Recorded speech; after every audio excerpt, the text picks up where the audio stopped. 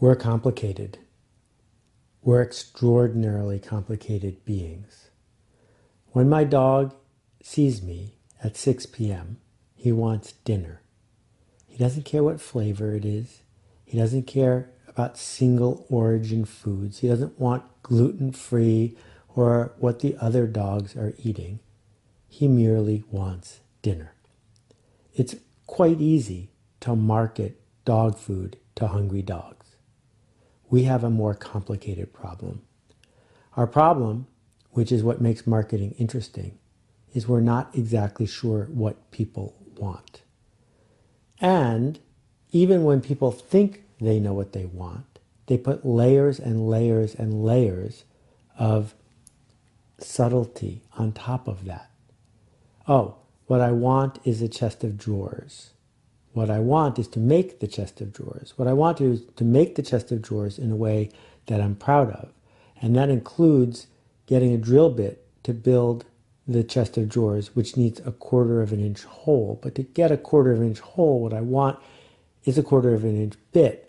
But to get that bit, I need to buy it online because it's cheaper. No, at the local place because they know me. And when I buy the bit, even though I'm only going to use the bit once or twice, I want to buy the Swedish bit, the bit that's made by a craftsman named Sven, because it will make me feel, and it goes on and on and on. What exactly do people want? What we know is this. If you, as a marketer, are at the very end of the chain, showing up when someone has already decided that they want a Swedish bit built by a guy named Sven, available at the local hardware store, your ability to add value is very low. Because either you have it or you don't. Either you have competition or you don't. And when it's a tie, we pick the cheap one. Price is the last refuge of a marketer who can't figure out how to move up the chain, up the hierarchy of what people need and want. So here's a list. I'm attaching it here. This is the beginning of the list. It's going to be updated and evolve over time. Think about some of the things that people want. We want safety and health. We want community. We want belonging, adventure, respect. Sex for sure. Power, nostalgia, affection, control. We want peace of mind and revenge and friendship and romance and physical activity, participation and creativity, and tension and luxury. We want to be afraid and we want to be soothed. When someone passes away, we want sympathy. We want the freedom of movement and the freedom of expression. These are all things that people want now and then, up and down. And I didn't mention anything about we want a good price. Because we don't actually want a good price. We only want a good price when it's a tie. That there are lots of things you could go out and buy right now that are super cheap, but you don't want them. So the fact that they're cheap is irrelevant. What's relevant is there are all these things swirling in around our head. Call them first order needs, second order needs, third order needs. So a first order need is, I can't breathe. In the moment when you can't breathe, as Maslow has pointed out, and someone shows up with an oxygen mask, you're not going to say, I'd like to shop around for an organic one or a cheaper one or one made by someone I trust. You're just going to take the oxygen mask. But then we layer things on top as we get closer, as we get farther away from being dead, right? That once we have a privileged life, once we have a roof over our head, food to eat, suddenly we're not scrambling around to survive. We're worried about our standing in the community. Some people turn that into a deep-seated, insecure need for status. Other people turn it into a sort of a broad, general notion of fitting in and belonging and being part of a community. Totally different things.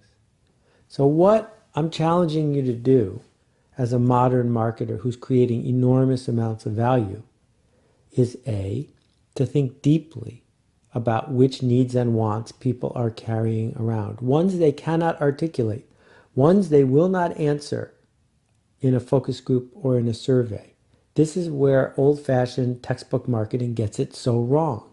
That when you say to people in a survey, Are you looking for a learning management system, and what price will you pay? They're at the end of the whole thing. That's not important.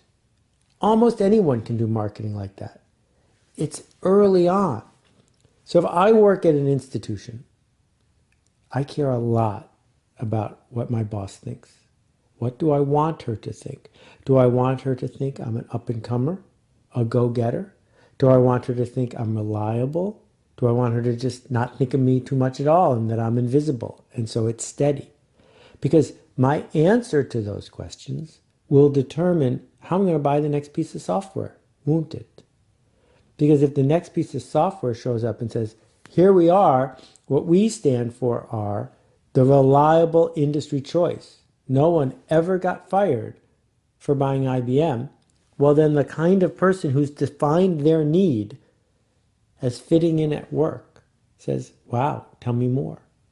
When another piece of software shows up and says, we are new, we are the one that cuts through all the clutter, we are the one that will get you rewarded because you found us, that's a totally different person with a totally different set of needs. So what we have to think deeply about, and I've been using wants and needs interchangeably here on purpose, is that almost everyone who has money is privileged enough to be able to confuse wants and needs. Their needs are very simple, and they've all been met, right? Food, shelter, oxygen, clean water, a few other things. Their wants are these second and third order things that are layered on top of them. Delight. Do the people you seek to serve seek out delight? Well, almost everyone likes to be delighted. Even my dog likes to be delighted. The question is, what will they give up to get delighted? And given a choice between being delighted and being reassured, which kind of person are you seeking? Because it's a mistake to think you can have everybody. It's a mistake to think that all of these needs and wants are in just some magic bundle and they will work on all people the same way. Someone buys an iPhone for a different reason than they buy a Samsung phone. And we should be clear about that and double down on it, not try to say, oh, well, it's for everybody. So there's a clothing store I've bought from a couple of times, and they traffic in nostalgia. Nostalgia is a feeling.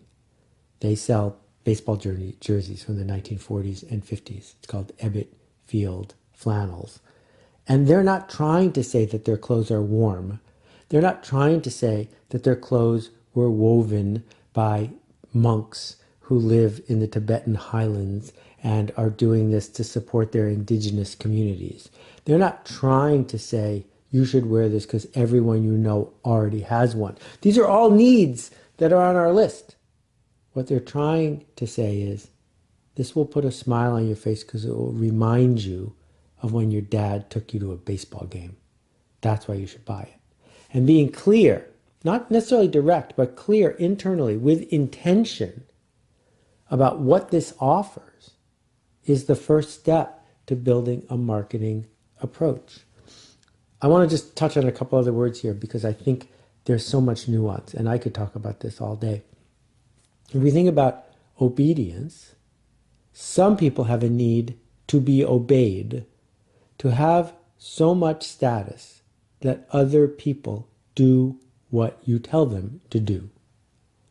Other people, or the same people on a different day, have a need to obey, that they want the feeling they get, the reassurance they get when they do what someone else tells them to. So when we think about industries like politics, like self-defense, like cars, things that might fit into these universes, now suddenly you're going to see how the stories unpack. One candidate is telling us a story that you should obey me because that's the way you were raised and it feels good to you. Another candidate is talking about the fact that people should obey us because we are powerful. Another candidate might be saying, it is my job to obey you because we live in a democracy. And that gets us into these whole circular conversations about status roles. Who's up? Who's down? When we look at these status roles, we can find them, for example, at a restaurant. Why would a fancy restaurant hire an attractive hostess? Why would a successful restaurant have an attractive hostess who makes you feel terrible? Why would they keep you waiting? Why would a restaurant profit by pretending to be full when they're not? Why was there a really successful restaurant in Los Angeles that had an unlisted phone number? What does that have to do with eating? Because eating is a basic need.